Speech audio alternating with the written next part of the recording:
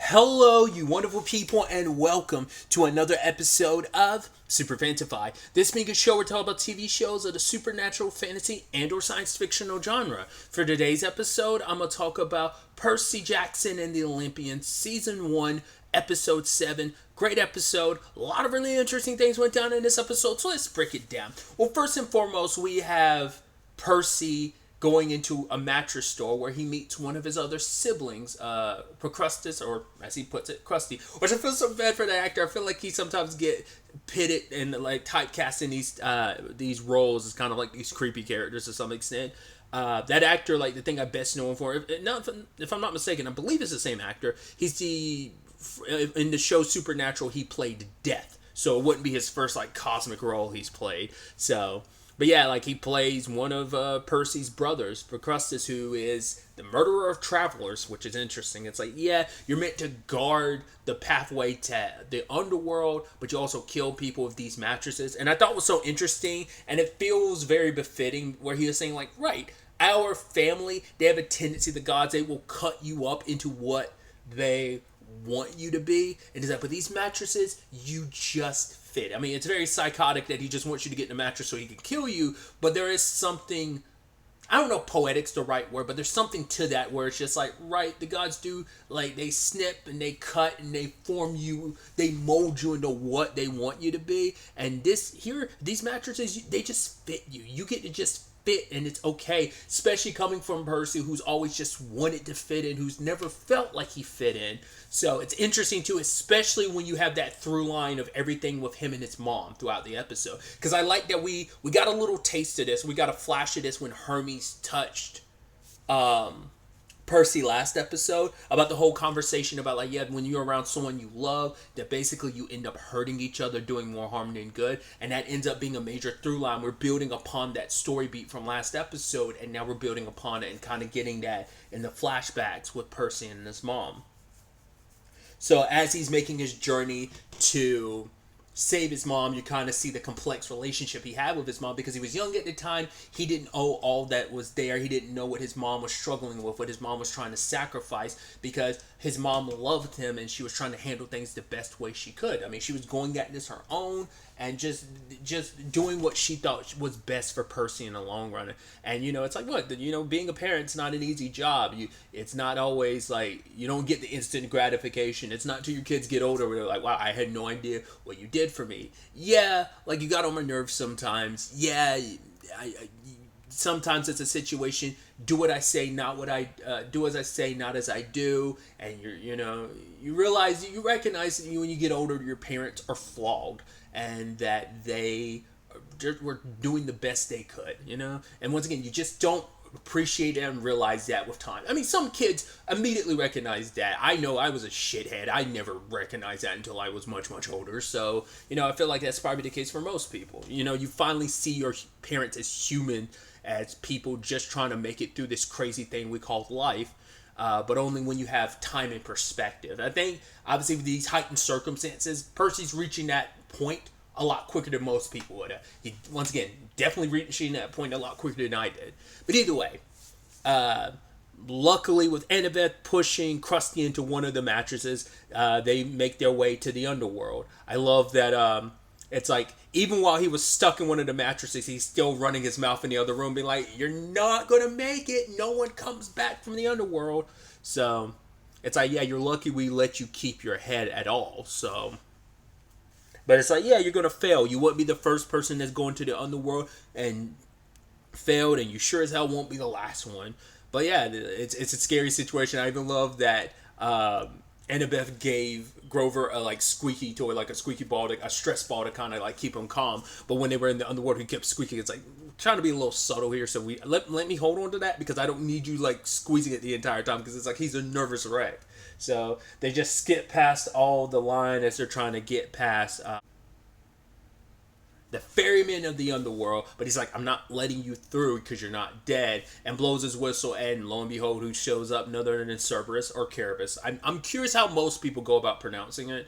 I feel like Carabas is probably the proper pronunciation. He's always been Cerberus to me, so I'm always going to say Cerberus, but I've heard some pronunciations. I don't know if that's like a British pronunciation, Carabas, or like that is the actual appropriate way to say it. Like I said, I've always said Cerberus, so that's what he's going to be. I actually don't remember what he looked like in the movie. You'd assume he was in the movie as well, but I'm like, I don't remember what he looked like. And he looks so adorable. Yes, a little scary. He's like, yeah, the 3 heads is a lot, obviously. Any version of Cerberus is going to be wild with the 3 heads. But it's like, they chose the most adorable dog to be Cerberus. And it's just like, there's something like cute about it. Because obviously, my immediate thought, when the Cerberus that comes to my mind immediately, much like the Sisters of Fate, as I referenced a few episodes back, I think of Hercules, the animated Disney movie and series. I think of that Cerberus because I also like have the Disney connection because of Kingdom Hearts as well. That's a scary version of Cerberus, like, you know, dark and like the red eyes and just how scary that thing is. Especially just, I mean, once again, if you're familiar with Kingdom Hearts, like especially in the first game, like how that boss fight happens. So it's like that thing's scary. You gotta, I haven't seen the like that's my association because I haven't like seen the Hercules movie or TV show in so long. So, but either way, it's like, yeah, you got a scarier version like that, but this one there's kind of something cute about it, despite it can like gobble you up and chew you up, like it gobbled up like Grover. I don't know if he made it like far, whether it just kept him in its mouth, but luckily Annabeth was able to kind of scratch it and calm it down. So, luckily it all worked out. And luckily the ball came in handy, like, hey, let's distract the dog. And Annabeth said this interesting line, which I think is going to be a through line for her character, what that later story beat. But for her, it's, yeah, I had a dog when I was with my dad, and my dad taught me tricks how to like take care of the dog and play with the dog and calm it down. So she's like, I think I remembered that. So for that line to be there, and then later on they ended up in that wooded area where, hey, people are stuck, like lost souls are basically rooted to the ground. They can't see or hear. They're just lost souls that are bound by regrets for choices they made and those they didn't. But then, like, Annabeth gets stuck, and it's like, why? Like, oh, she must have some regrets. What would it be? And Annabeth doesn't want to talk about it. But I assume it might be stuff related to their friend, the one that's Zeus's daughter. I'm already blanking on her name. It's something with, like, a T. Was it Thalia? Maybe it's stuff related to that. But I'm also wondering if, like, the run-in with Cerberus, and once again, that line specifically about her dad makes her like have regrets of the choice she made of running away, or you know, or that in conjunction with the choice of never going back. Maybe that's what she kind of regrets, because once again, what has she always done? She's aimed so high to like seek her mom's approval. And maybe that's what the regret is. It's like, I've spent so much time aiming towards my mom rather than turning back around and going back home. Maybe that's where some of that is. Like, it just feels poetic that would come up after she had that line with Grover about, hey, like, yeah, I remember this thing my dad taught me, and I guess it came in handy this time. So that's where I feel like the regret is. It could be a culmination of everything, but she doesn't really want to talk about it. It's like, hey, I have my pearl. I'm going to go. I trust your dad. I know you two can see this through. Because I didn't talk about it, but Grover lost his pearl because Percy had given everyone their respective pearls. He held on to the one for him and his mom, but Grover lost his inside of Cerberus. And he blames himself, saying, like, right, I should be the one to stay behind. But it's like, no, Grover, like, it's not your fault, and even if it was, I'm not going to leave you behind. Once again, you're my best friend, bro, so you are definitely getting out of here, and you're going to take my mom with you. But it's like, what about you? It's like, I'll figure something out, you know, this is my quest and everything. But as they continue their journey, they kind of end up in the deserty area. You know, the underworld here, it's not 100% aesthetically the same, but it kind of gives me the same vibe a little bit as Hell from the Sandman live action show, because I don't know like how Hell like fully looks in the comics in that regard. So, but it just aesthetically kind of reminded me a lot of that. It also kind of gives me some vibes, specifically Hades' throne being kind of like the upside down thing it is kind of reminds me of like the Disney Hercules a little bit. Obviously, it's not aesthetically the same, but it, once again, if they probably could. I'm about to say for copyright reasons, even if it's under the Disney umbrella, that'd still be like a licensing thing. You still have to work out there, so I'm sure that would be a thing you wouldn't want it. You could never make it look exactly like that, but maybe you could take homage. Like I don't know. Like I said, it's been so long since I've seen. Again, my only experience with like the Underworld would be like Kingdom Hearts 2. That's my most recent experience with it. So, and like I said, I'm reaching too much because I'm like, when I'm thinking back on it now, I'm like, no, it doesn't aesthetically. I think just the upside down, like spire of it all kind of being upside down, just aesthetically, kind of made me think of like what it looks like in a Disney Hercules. Whatever, I'm going on my tangent, but I'm so curious. Maybe that's supposed to be indicative of something. I don't know.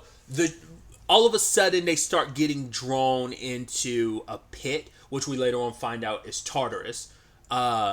But specifically Grover's shoes, he had on the Hermes winged shoes, and they were specifically getting pulled in. So I guess maybe it's anything that's directly connected to a god gets pulled in, because later on they find like, oh, the Master Bolt was magically in our bag. Like, I was about to say, it was like, did Percy just like never check it, or did it like, was it kind of like sealed away, kind of almost like an in-between space type of thing of like, you couldn't perceive it being there? Because I'm like, Percy hasn't opened his bag in like 2 episodes, but it's probably like no, it's just it didn't appear there until this moment, because maybe it like took being around Tartarus to trigger whatever cloaking was used to hide it. Maybe that's the justification for it. But yeah, like, why would Hermes' shoes end up there? Like I said, like, maybe like Kronos' connection to the gods and stuff like that. Maybe that's what that is, because Kronos is down there ripped into a million pieces. But part of me was wondering, like, could it just be anything god related? Because like the Master Bolt was drawing them there too, but also Hermes' shoes like flew in there. So maybe it's like it devours anything god related.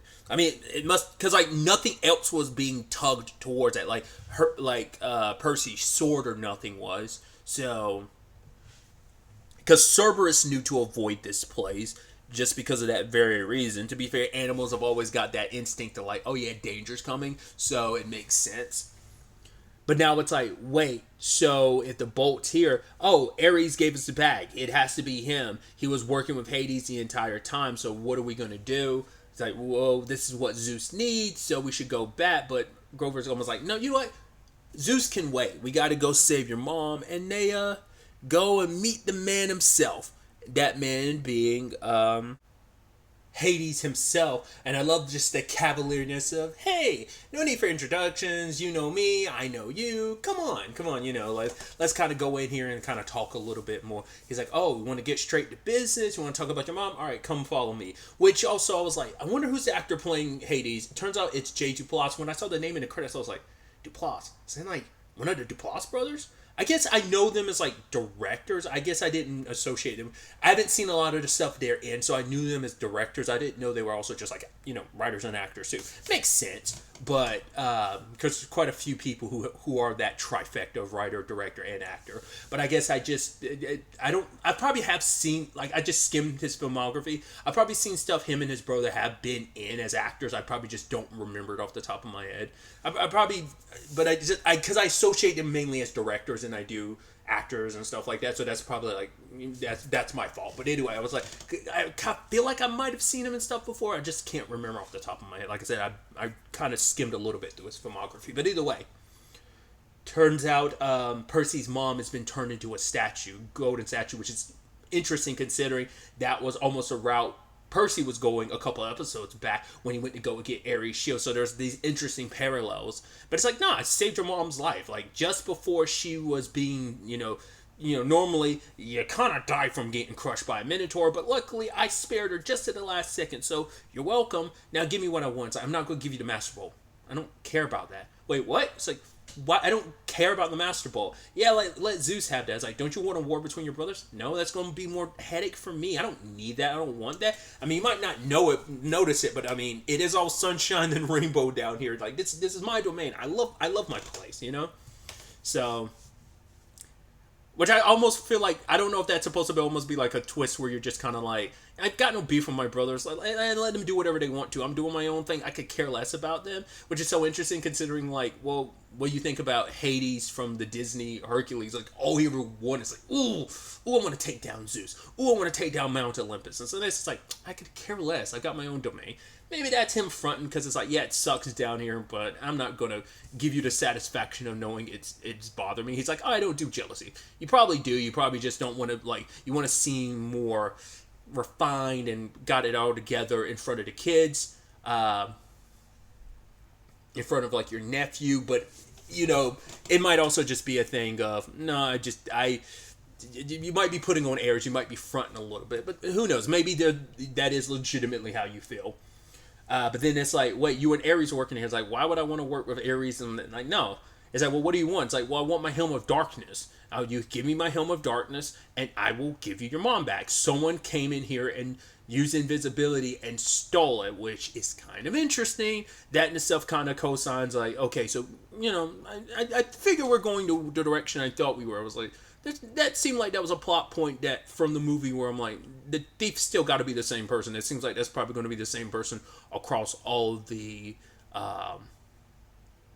versions of the story, whether it's the original book, whether it's the movie, whether it's this. Like I said, I remember some of the motivation. I just don't remember all of it. And like I said, the show's kind of hinted at some of that motivation that I'm remembering and that I'm aware of. But they did come at it from the perspective of like, right, this is about Kronos, because the person he heard in his dreams is like, that voice wasn't yours, which almost seemed like that bothered Hades to some extent. Well, for one, it's like, okay, Kronos is back in the picture. Okay, everyone should be shaking their boots, because it's like, right, this whole setup is about getting Poseidon and Zeus to go to war, because that way Zeus will be heavily weakened and ripe for the picking for Kronos' return. And if all the gods are going to be in a weakened state, kind of disrupt everything, because obviously the lines are going to get drawn. Certain gods are going to have to choose a side during this war. Some of you might not be okay. Some of you might survive but be injured. Others might die. It's like weakening a lot of them for Kronos to end up returning. Because for Percy, he's like, right, he's got to be the one that's behind all of this. Like, once again, when the Master Bolt popped up in our bag, all of a sudden, like, that's when Tartarus started drawing us in. So Kronos is there. The whole plan was to get me here with the bolt, because he thought it was like so I could give it to Hades, so you could trade the bolt for its mom. But it's like, no, it's so that Kronos could get its hand on the bolt, and kind of heavily weaken Zeus even more in that capacity. What the bolt will do for Kronos, I'm not quite sure. It could just be let's remove that, because that Master Bolt might be one of those things where, because I don't fully, maybe they talked about it earlier. I don't remember what the Master Bolt really means for Zeus. Like, it might be a personification of all his power. Like, he only ever keeps a fraction of his power with him, and this is kind of like, hey, this is everything. Like, majority of my power is in this, and with the Master Bolt, or maybe it's just kind of his supercharged weapon of, with this, everyone gets rocked, and so I need my Master Bolt, because it will, it's a weird reference to make, but maybe it's a little Naruto-ish, where it's like, right, a fraction, when even like, I think it's half of Naruto's natural chakra was always used to seal away Kurama, the nine-tailed fox. So what if it's a similar thing of like, yeah, there's always going to be a portion of my power hidden away in that thing, or it's just a persona, or maybe it's just a specialized weapon. Maybe it's kind of like, if you've played like a Kingdom Hearts game or a Final Fantasy game, like maybe it's made from like orichalcum or something like that. Like it's a very strong material, and it brings, like, it's the ultimate weapon made out of yada yada yada, so on and so forth. Like, I'm curious about the perspective on that, because I don't. Like I said, they might have brought it up earlier in the episode. Earlier in the show, what the Master Bolt fully represents for Zeus. Is it any of his power? Does it just bolster him? Is it just a really good weapon? All of the above, I don't know. But I was wondering, like, is removing it just meant, like, oh, you're removing a powerful weapon from Zeus's arsenal, or by absorbing it, you're taking the power from the Master Bolt, which secretly maybe some of Zeus's power is still. Like, I'm curious to get into the nitty-gritty of that, because I feel, it's been a while, but I feel like I don't distinctly remember them bringing anything up about the full, what the Master Bolt fully represents. I don't think they ever really got into the nitty-gritty of that early on in the show, but like I said, I could be But at the end of the day, for Hades, it's like, cool, I'll make you a deal. I will protect you. I'll give protection to you, your goat friend, as well as your mom. I just need the Master Bolt. It's like, this way, like, if Kronos is coming, I don't care about the Master Bolt, but I'm going to need it if Kronos is back. But for Percy, it's like, no, he's not going to make that deal. You know, it's like, right, he's like, I will go with your first deal. I will get you your helm back, but that means you're going to have to set my mom free. So him and Grover pop out of the other world, and he's just telling his mom to hold strong. Especially, like I said, especially when you tie that in with the overarching story with his mom this episode. Like I said, that little flash we got last episode when Hermes touched him, we get more of that context. His mom is trying to send him, like, I think this might, I don't know if this is the school he ends up going to, but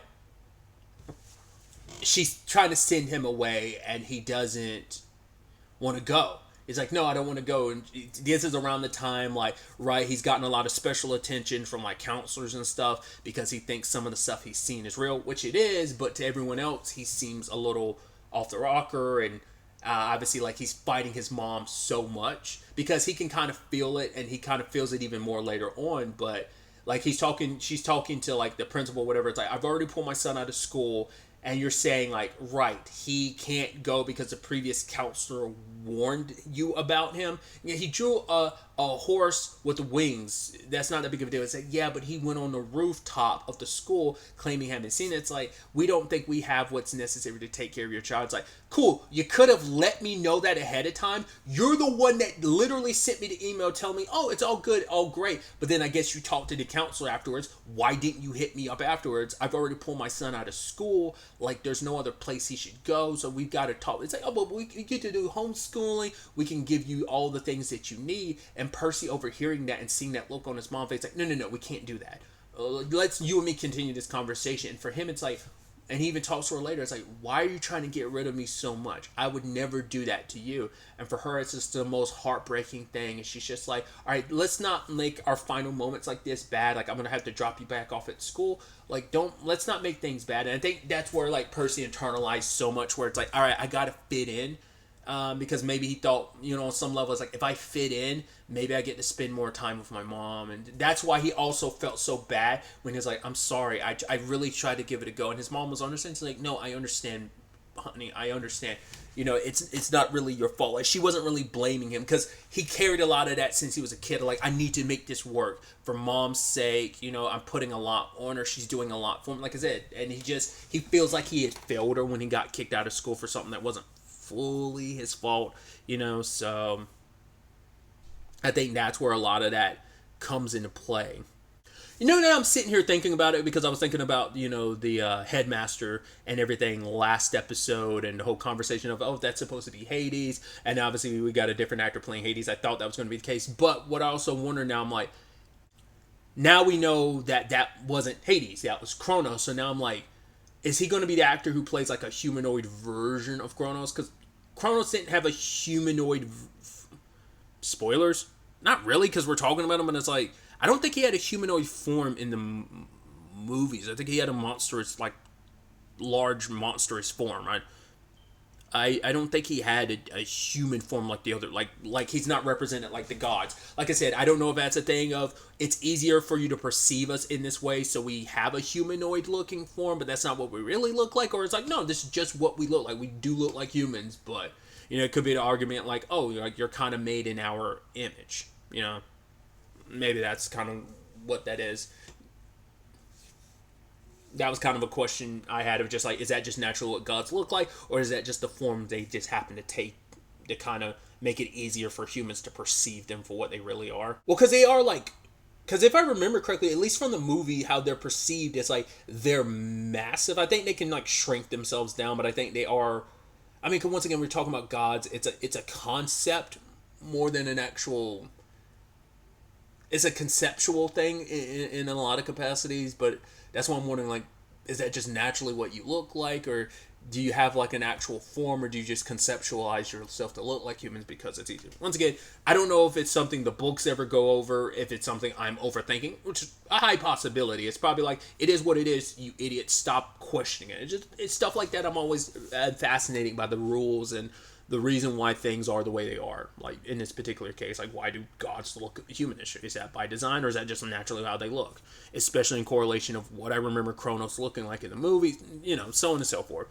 But part of me was wondering, like, well, I'm wondering they're going to get the actor who played the headmaster to play Kronos. But like I said, it's just a thing of, well, we've seen him in the far distance talking to Percy, so that's probably closer to his real form, maybe. But like I said, last episode when I was like, oh, maybe that's what Hades is personifying himself to look like, just because this is a scary figure in Percy's life, and you making it easier and more digestible to present yourself in a certain way. I mean, it could also just be like, because maybe a lot of the stuff I was attributing to Hades, like, oh, maybe he doesn't have an actual form and he makes it easier, just like every time you see me, I'm going to be in a different face type of thing. Maybe that's Kronos' case, especially considering he's ripped to a million pieces. So, scratching at the surface with what little strength he does have. Either way, I went like super off base here. I went on my massive tangent. I do apologize. But circling back to his mom, he had that beautiful moment. She had that moment where she's at the counter and just like, all right, let me go pay, and she's just struggling. Like her eyes are welling up. She's about to cry because it's so much. And so basically, she ends up summoning Poseidon, which obviously I said Poseidon, and it starts raining outside. That's kind of what I was talking about in episode 1. Like her out in the rain, it's her way of feeling connected to Poseidon. And I was trying to remember. I was like, did I know which actor who was playing Poseidon in this? I don't think I did. Like I said, in the movie, I believe it was Sean Bean, but I could be misremembering. He could be Zeus. He could have been Zeus in the movie, but I want to say he was. I just looked it up. Sean Bean was Zeus, and Kevin McKidd was Poseidon. But either way, tangents and all that aside. But yeah, I was kind of like, oh, it's Toby Stevens, who most recent thing I associate with him is Papa Robertson in the Lost in Space remake / reboot on Netflix. But they had this really interesting conversation, which continues this thread of, well, because she's like, it's not fair, and she was like, I kind of don't want to say what I want to say. He's like, no, I kind of don't want to hear it, but at the end of the day, you have no one else to say it to, so say what you need to say. And for her, it's like, I want Percy to find out who he is. I don't want him to go to the camp, because going to the camp means he gets mixed up in all of this, and it's like, no matter what I do, your world, it's finding its way to him, and I don't want to be away from my boy. I want to keep him close enough to me, but I also need him to go out there and just find out who he is before your family goes off and tells him who they want him to be. And it's that beautiful conversation, this thread we've already set up ahead of time of, even Annabeth recognizing, like, right, Percy is better than us because his mom taught him not to be, didn't want him to be. She wanted him to find himself as a person first and foremost. Be Percy Jackson before becoming like, be Percy Jackson first and foremost, and be a demigod, a son of Poseidon afterwards, because finding out who you are at your core, because it's like, you are so much more than being a demigod. You are so much more than being Poseidon's son. Those are factors, yes, but it is not all that defines you. It is a part of you, and so many other gods and demigods have let that define them. Even Annabeth has kind of let that define her for so long, and I think she's finally kind of pulling away from that, notion of everything. So I thought it was just this beautiful moment where it's just like, we get these parents, in a very precarious situation, kind of talk about the future of their child, and he's like, right, then I think you've got your answers, so Percy's going to go to school. Because she didn't want to send him to camp. Camp was supposed to be a last resort anyway, which it ultimately ended up being, but Percy got to live his life. It's just Percy got to figure out who he is as a person. And it's like, do you want to talk to him? Even if it's just to hear his voice. But Poseidon's like, no, not now, but like one day, when fate has, like, kind of like, when he's kind of found his way, when it's time for his destiny to unveil itself, he decides that he's like, then my son will, like, I will be by his side. And the episode ends with our group ending up on a beach, and there's Ares sword in hand, and Percy draws his sword, and that's where the episode ends. So a lot of interesting setup for the season finale. It's going to be interesting to see how this all culminates, how this all plays out, and where this all leaves us. Once again, I have ideas about that, obviously, but I'm curious to see how it all plays out and what the end result is going to be for the show adaptation for it, But yeah, I'm excited to see how the season ultimately wraps up. But really, that's all I want to talk about. Until the next time we meet, be happy, be safe, live life to the fullest, and enjoy it.